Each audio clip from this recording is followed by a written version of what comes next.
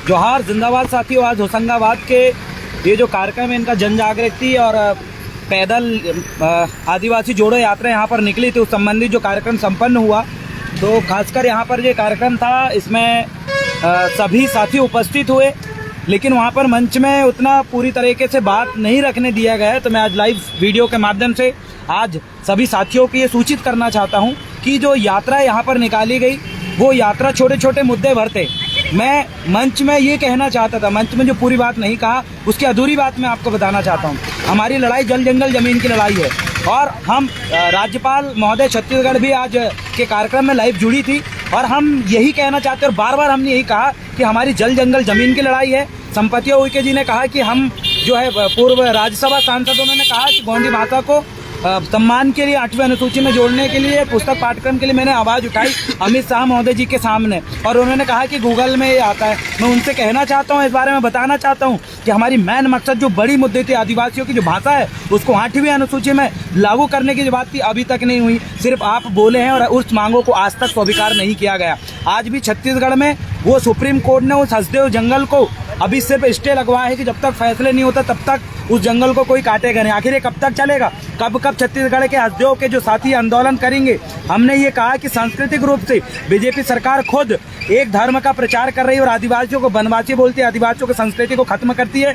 और एक तरफ उनके कार्यकर्ता यहाँ मंच में आके बोलते हैं कि आदिवासी संस्कृति बचाओ। अरे खुद तो आदिवासी शब्द नहीं बोल पाते, वनवासी शब्द को बार बार दोहरा रहे हैं। पहले आप जो है आदिवासी बोलना सीखिए, पहले आप जो है आदिवासियों की संस्कृति को खत्म करना बंद करिए। संरक्षण करने का आप आदिवासियों को लुभाने के लिए ऐसे कार्यक्रम तो कर दोगे, संस्कृति का रक्षा करेंगे, हक अधिकार के लड़ेंगे। अगर आपको हक अधिकार के लड़ना है तो क्यों नहीं करते आप 5वीं अनुसूची लागू?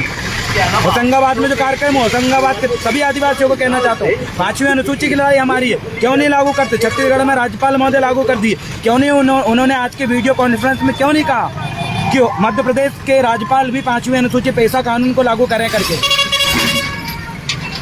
छत्तीसगढ़ के राज्यपाल महोदय ने कहा कि मैं अपनी संस्कृति की ड्रेसअप में हूँ, मैंने बाकायदा आदिवासी माला पहना हूँ। यहाँ की जो जुड़े हुए जो महिलाएं थी, भाजपा सरकार से जुड़े हुए जो लोग थे, उन्होंने क्यों नहीं सांस्कृतिक ड्रेस में आए? ये लोग हमारे किला महल से लेकर हमारी संस्कृति को सबको खत्म कर रहे हैं और हम ये बार बार कहना चाहते हैं कि आदिवासियों के सांस्कृतिक मद का जो पैसा है ये बड़े बड़े कार्यक्रम करके उसको खत्म कर देते हैं, एंड कर देते हैं और उस पैसे को गलत तरीके से यूज करते हैं। सांस्कृतिक मद का पैसा ही सही तरीके से यूज करवा दो। हवे में संस्कृति की बात करते हैं, विकास की अगर बात करें आदिवासियों की तो हम बता रहे हैं ये टोटल विनाश कर रहे हैं। पैसा पर्याप्त आ रहा है आदिवासियों के नाम से, ऊपर बैठ के ऊपर जो नेता अधिकारी उस पैसे का ही गलत तरीके से इस्तेमाल करके भ्रष्टाचार कर दे रहा है और नीचे लेवल पे यात्रा निकालने से कौन सा न्याय मिल जाएगा? हमारा कौन सा आवेदन का जवाब मिलता है? मैंने मंच से कहा कि आदिवासी सलाहकार परिषद आदिवासियों का कोई विकास करने के लिए नहीं बैठी है, ये विनाश करने के लिए बैठी है, आदिवासियों का विनाश कर रही है।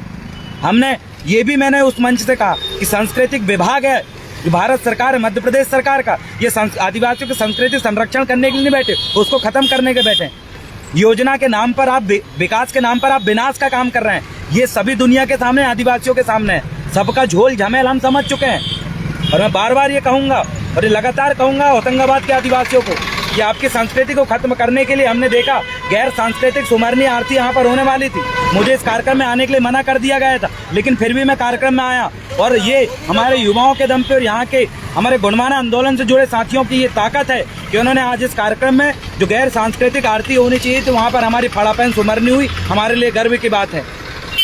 यहाँ पर ये भी नहीं हो रहा था, यहाँ पर तो मंच में मुझे बुला भी नहीं रहे थे। धन्य वो साथी जिन्होंने कहा कि यहाँ देव रावण बैठा, उसका भाषण होना चाहिए। और जिन साथियों ने मेरे भाषण को सुना और जिनको अच्छा लगा उनके लिए तहे दिल से मैं धन्यवाद देता हूँ और यही कहता हूँ कि आप आगे बढ़िए, हक और अधिकार के लिए लड़िए, भ्रम में मत फंसिए। दिखावा के लिए रैली यात्रा जो हो रही है उसमें बढ़ चढ़ के हिस्सा लीजिए और इनको जवाब दीजिए कि हमारी ये मूल मांगे हैं। प्रधानमंत्री आवास की बात अलग है, हम चाहिए वर्ल्ड क्लास का एजुकेशन, हमारा हर एक बच्चा कलेक्टर और एसपी बने, इस लेवल की हमें पढ़ाई दीजिए।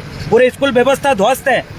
बात हम कर रहे हैं, लड़ेंगे, बढ़ेंगे और जहाँ जहाँ कार्यक्रम वहाँ पहुँचेंगे और हक और अधिकार की बात करेंगे। आदिवासी हो या जो भी समाज के लोग हो, किसी के भी साथ अगर अन्याय अत्याचार होगा, हम सबसे पहले प्रथम पंक्ति में खड़े होकर उनको न्याय दिलाएंगे। बहुत बहुत धन्यवाद। सेवा जवान।